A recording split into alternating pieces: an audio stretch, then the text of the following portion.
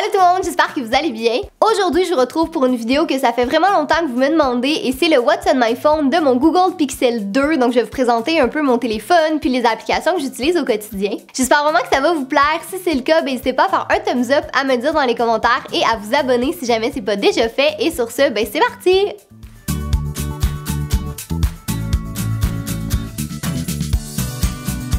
Donc juste avant de commencer avec les applications que j'utilise, je voulais en profiter pour vous parler un petit peu de mon téléphone parce que je reçois vraiment beaucoup de questions par rapport à ça. Donc comme j'ai dit, c'est le Google Pixel 2. Moi, je l'ai pris en blanc et j'ai le régulier. Il y a le XL qui est un petit peu plus gros, mais moi j'aime ce format-là. Il est comme pas trop gros, ça rentre bien dans ma poche, c'est parfait. Puis les raisons pour lesquelles je l'aime, c'est comme il y a 3 grosses raisons principales. Premièrement, la batterie dure vraiment longtemps, puis ça c'est pratique parce que comme toute youtubeuse qui se respecte, je suis vraiment souvent sur mon téléphone, donc j'ai besoin d'une bonne batterie. Il est super solide parce que j'échappe mon téléphone comme 30 fois par jour puis j'ai besoin de quelque chose qui ne va pas casser. Et sinon, la raison principale, c'est vraiment la caméra. Moi, vous savez, je prends quasi toutes mes photos avec mon téléphone, donc je voulais une des meilleures caméras sur le marché et je suis vraiment servie avec ça. Surtout le mode portrait, c'est comme parfait, ça n'a aucun sens là. J'adore juste ça, prendre des photos avec ça, puis souvent ça rivalise avec n'importe quelle autre photo que je pourrais prendre avec ma caméra. Donc bref, si on passe maintenant au contenu de mon téléphone, donc quand je l'ouvre sur le lock screen, vous voyez, j'ai un petit fond d'écran avec des beignets parce que je trouvais ça vraiment mignon et je l'ai pris sur Pinterest. Si jamais ça vous intéresse, là, je vais mettre le lien en barre d'informations. Donc quand j'ouvre mon téléphone, on tombe sur la page d'accueil et comme vous voyez, c'est assez vide. Il y a juste comme des applications dans le bas, donc il y a téléphone,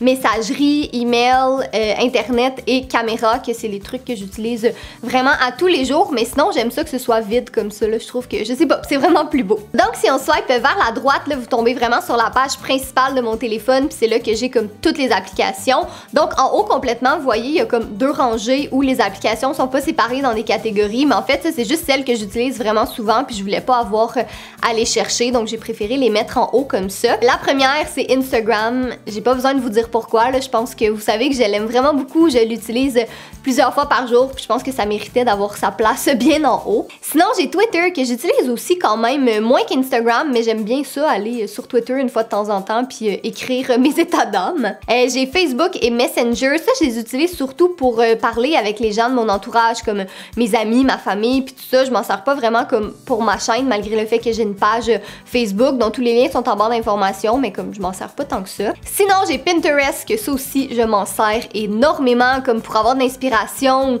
des idées ou des idées de tenue ou des choses comme ça là. Fait que ça aussi, ça méritait sa place en haut. Ensuite, j'ai Dropbox, que ça c'est un service de stockage en ligne. Donc ça, je m'en sers surtout en fait quand je prends des photos avec ma caméra et je veux les transférer dans mon téléphone. Donc ça, c'est vraiment pour ça. J'ai YouTube, que j'ai pas vraiment besoin de vous parler de l'application YouTube. Je pense que pas mal tout le monde sait c'est quoi.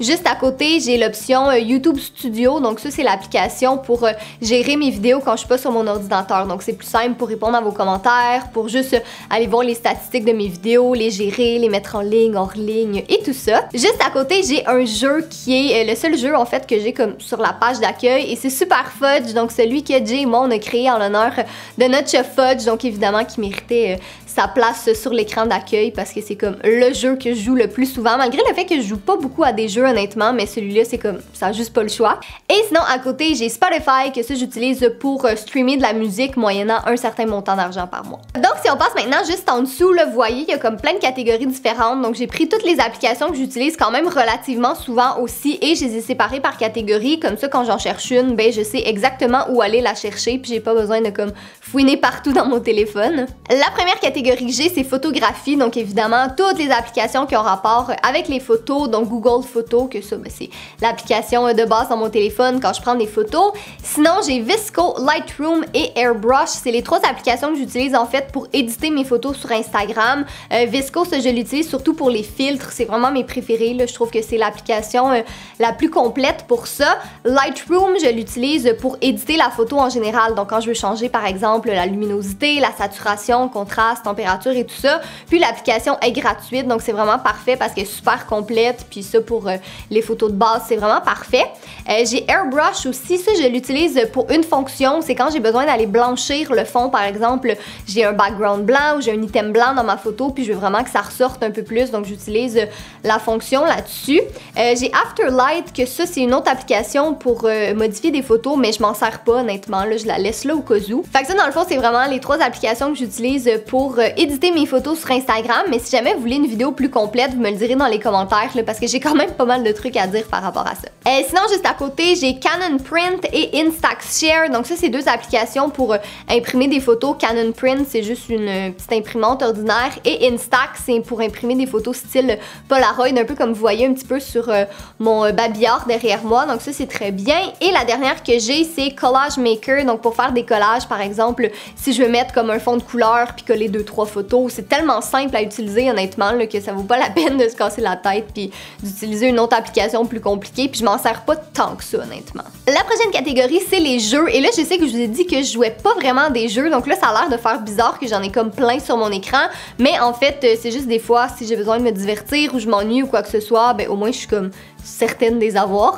Donc pour commencer, j'ai Super Fudge, évidemment, c'est certain que j'allais l'avoir dans mon téléphone. J'ai Bubble Witch Saga, je pense que tout le monde a joué comme au moins une fois dans sa vie à ce jeu-là. C'est super simple, c'est juste d'aller faire des combinaisons avec des petites bulles pour accumuler des points, c'est rien de bien compliqué. Farm Heroes Saga, qui est un petit peu sur le même principe, sauf que là c'est avec des fruits et des légumes. Tu sais, c'est tellement simple comme jeu, mais des fois ça divertit. Roller Coaster Tycoon, ça c'est pour faire des parcs d'attractions, c'est tellement le fun, mais il est quand même assez compliqué sur téléphone, fait que ça c'est assez rare que je joue. J'ai Cooking Fever, où tu gères ton propre restaurant, ça fait vraiment longtemps que je l'ai pas utilisé, mais j'étais fan de ce jeu jusqu'à pas si longtemps. Wedding Dash, que ça tu gères des mariages, encore une fois c'est rien de bien compliqué, là, mais c'est comme plein de petits scénarios puis de mise en scène, c'est bien le fun. J'ai Pokémon Go, ça fait super longtemps que j'ai pas joué à ce jeu-là non plus, puis que j'ai pas ouvert l'application, c'était comme super populaire il y a 2 ans, mais là on dirait que ça s'est estompé un peu, fait que ça fait longtemps que je l'ai pas utilisé. Et les 2 dernières, ben, c'est Snap Attack et Wordament, que c'est des jeux comme plus de mots croisés puis tout ça, donc c'est comme un petit peu plus songé que les autres jeux que je viens juste de vous montrer, là, mais tu sais, des fois c'est cool. Ensuite, si on passe dans la catégorie travail, ça c'est toutes les applications que j'utilise pour le travail, donc OneNote qui est mon application de notes, si je veux me faire des checklists ou que j'ai juste besoin d'écrire quelque chose pour m'en rappeler, je le mets là-dedans. J'ai Word, je pense que tout le monde sait c'est quoi. Google Drive, Dropbox et OneDrive, c'est encore des applications de stockage de fichiers en ligne. Puis j'utilise les 3 honnêtement parce que j'ai vraiment beaucoup de fichiers que je veux sauvegarder puis je veux être certain de pas perdre si jamais mon ordinateur se brise ou quoi que ce soit. Donc j'utilise les 3, Google Docs, PowerPoint, encore une fois des applications de base. J'ai WeTransfer, que ça j'aime beaucoup pour transférer des fichiers qui sont trop volumineux, par exemple une vidéo, une grosse photo, des choses comme ça se transfère par email. Et j'ai FreshBooks, que ça c'est pour la comptabilité, mais je m'en sers pas en ce moment, fait que je sais même pas qu'est-ce que ça fait encore dans mon téléphone. Pour la catégorie lifestyle, c'est toutes des applications que j'avais absolument aucune idée dans quelle catégorie les mettre, fait que j'ai créé cette catégorie comme plus générale. Donc j'ai Desjardins, qui est l'application de ma banque. Parking Service, c'est quand j'ai besoin d'utiliser un parcomètre à Montréal. Rewards, c'est des sondages. En fait, Google me donne des sondages parfois et ça me rapporte un certain montant d'argent quand je complète le sondage, comme vraiment rien, là. Des fois, c'est comme 10 sous, mais je peux les utiliser dans le Play Store, donc c'est toujours pratique. Sinon, j'ai Clue, qui est une application pour les règles, que j'aime bien aussi, là, comme c'est toujours des informations qui sont pertinentes à avoir. J'ai Skype, que je sais pas ça fait combien de temps que j'ai pas utilisé, mais je le laisse dans mon téléphone, comme encore une fois, au cas où, parce que ça prend pas tellement de place.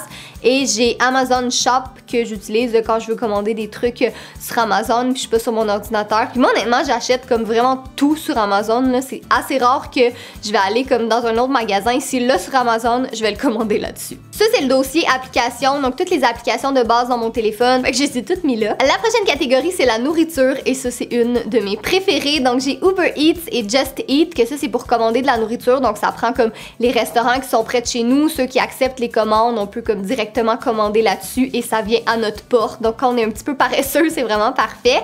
Et sinon en dessous j'ai Yelp. Donc ça je trouve ça cool parce que en fait si je suis comme dans une ville ou un endroit que je connais pas trop et que j'ai envie d'aller manger au restaurant mais que tu sais justement je connais pas, je sais pas qu'est-ce qui est bon, ben j'ouvre Yelp, ça va me dire les restaurants qui ont aux alentours et ça va me permettre de voir les gens, leurs critiques c'est quoi. Donc c'est pas des critiques des restaurants ou de comme grands chefs culinaires là, c'est vraiment des gens qui ont ouvert l'application, qui ont mis leurs commentaires, puis ils peuvent même mettre aussi des photos de la nourriture.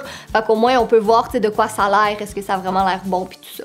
La catégorie à côté, c'est voyage. Donc ça, c'est toutes les applications que j'utilise en général quand je pars en voyage. Donc la première qui est le taux de change, par exemple, si je veux savoir 10 € c'est quoi en dollars canadiens, ça va me le dire.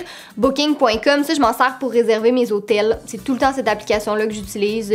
J'ai jamais eu de mauvaise expérience ou de mauvais hôtel avec ça. Google Translate, je pense que vous la connaissez tous là, pour traduire des choses qui est vraiment pratique si on va dans un pays où on parle absolument pas la langue. Google Maps, ça je l'utilise comme dans la vie de tous les jours en fait, quand je sais pas trop où est-ce que je veux aller ou j'ai besoin de direction, mais je l'ai mis dans voyage quand même. Et j'ai aussi Uber qui est en fait un service de taxi. C'est comme un service de taxi en ligne, mais ce que je trouve pratique, c'est que t'as comme pas besoin de sortir d'argent à aucun moment. Si tu dis à l'application, bon, je suis ici, je veux aller là, il te dit combien ça va te coûter, t'as le chauffeur qui arrive, t'as son numéro de plaque, t'as son nom, t'as le type de véhicule, il t'amène à ton endroit, puis après ça, t'as même pas besoin de sortir ta carte de crédit ou de l'argent comptant, tout se fait directement de l'application, fait que c'est super pratique. Après ça, j'ai la catégorie vidéo, donc comme je vous ai dit, j'ai YouTube et YouTube Studio que je vous ai parlé un petit peu plus tôt pour gérer mes vidéos ou en écouter tout simplement. Sinon, j'ai Netflix, je pense que tout le monde connaît Netflix là, pour regarder des séries ou des films ou des choses comme ça, mais une autre que j'aime beaucoup, c'est Prime Video, donc c'est exactement sous le même type que Netflix, si tu payes ton abonnement un certain montant par mois ou par année, mais ce que je trouve bien, c'est qu'il y a des séries puis des films qui sont différents de ce qu'il y a sur Netflix, fait que ça permet d'avoir comme doublement le choix, je trouve ça vraiment bien.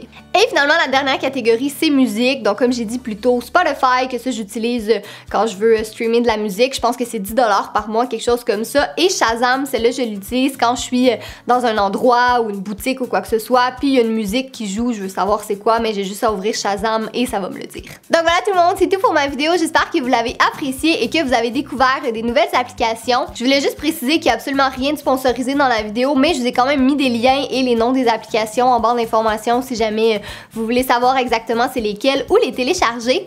Puis si jamais vous avez des applications que vous aimez vraiment beaucoup aussi et que j'ai pas mentionné dans la vidéo, ben n'hésitez pas à me le dire parce que je suis toujours ouverte à en découvrir des nouvelles. Sinon, ben, comme à l'habitude et comme j'ai dit dans la vidéo, ben n'hésitez pas à me suivre sur Facebook, Instagram, Twitter et ma deuxième chaîne qui est ma chaîne de vlog avec mon copain. Et sinon, ben encore une fois, un gros merci d'avoir regardé et nous on se revoit bientôt. Bye!